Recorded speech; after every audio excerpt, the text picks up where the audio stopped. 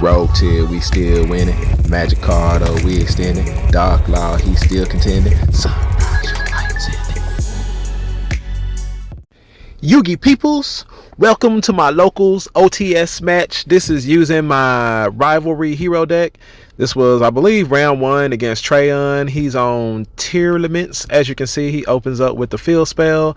I lost the dice roll, so obviously I'm going second, and this deck's not all that, well, I mean, it's still heroes, but you really, like, playing trap cards, floodgates and stuff, you really want to be able to go first with a deck like this, but I end up going second. It is what it is. As y'all can see, he's got that coveted super poly off in there, and he's also playing frogs inside of this, which I found pretty interesting because I haven't seen this, but then I haven't also actually just been like keeping up with the meta like too much, just because like there are no, I don't know like when the next regional is and stuff, and so when there's not like a regional or something coming up that I'm going to, then I don't just like follow it super hard. So yeah, anyway, he's doing tournament stuff. He starts, you know, bringing them out, dropping them, doing tier limit plays, and I'm just kind of waiting here. Like, the only reason why, like, I really don't do commentary on these too much, and the main reason why is like because I don't remember to show my opening hand,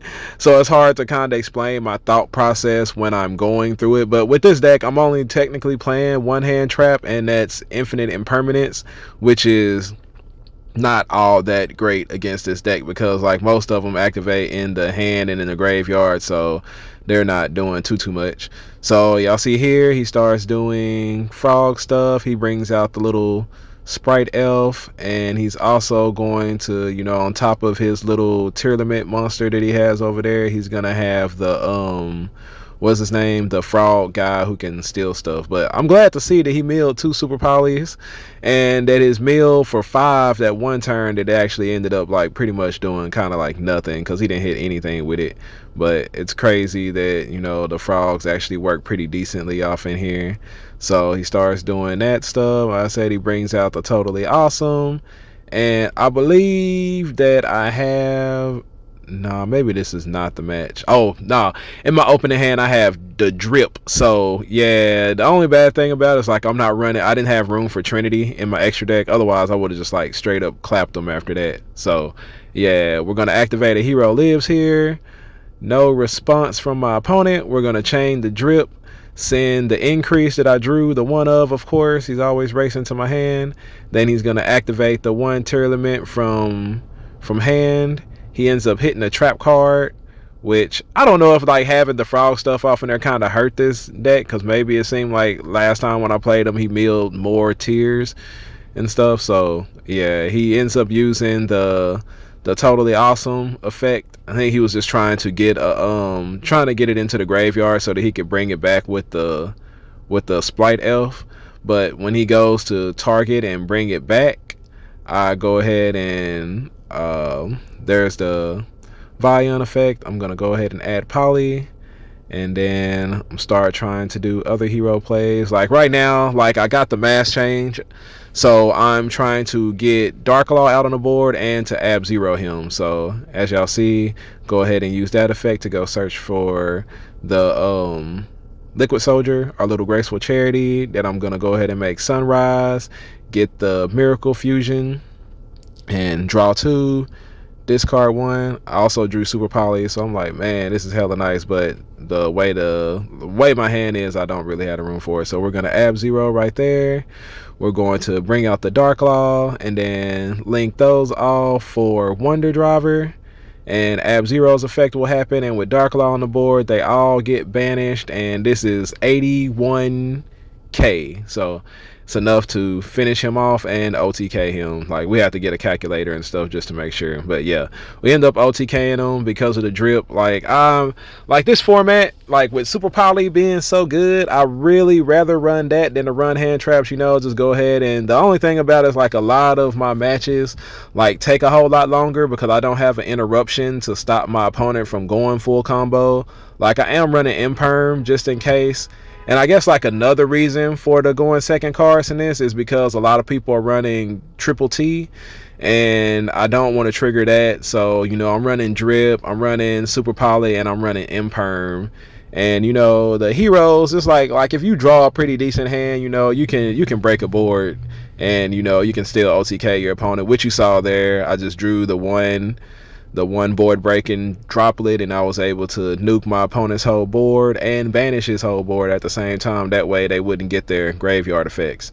So he decides to go ahead and let me go first this game because of what happened the last game. I wasn't expecting it. I think I have like evenly matched and lightning storm and stuff inside of my hand.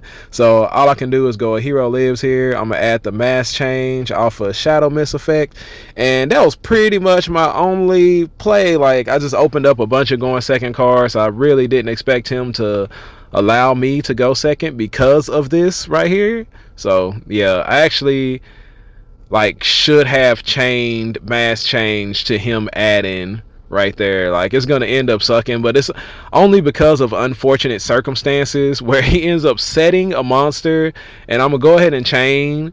But I already knew what he was doing right here, and I already knew that it was Guardian Chimera, so I was just like, yeah, I should have took a chance and chained the mass change when he activated the field spell so that I could maybe have a chance to hit the poly out of his hand. But at the same time, you know, it's like, how did I know that he was going to have the poly and to have, you know, have enough monsters necessary? But I guess the chances are pretty high. So yeah, this is going to end up being pretty bad. And the Guardian Chimera, you know, with another monster on the board, because I paid half my life points for a hero lives, is just enough to finish me off and kill me. So very quick game 2.